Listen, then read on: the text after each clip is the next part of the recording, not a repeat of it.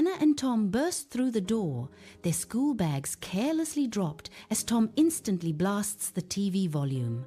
Their mom enters, sighing imperceptibly as she retrieves their shoes, a silent, daily ritual.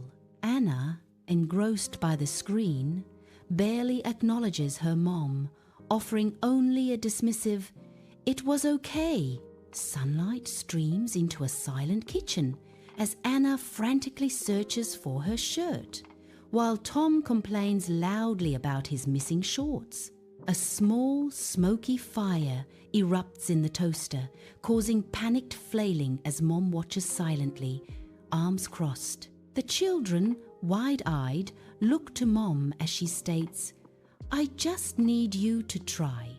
I can't carry everything alone." Anna and Tom, dressed and determined, approach their mum's bedroom door, bearing a small bouquet and slightly burnt toast. Mom slowly opens her eyes, a look of surprise and then genuine warmth spreading across her face.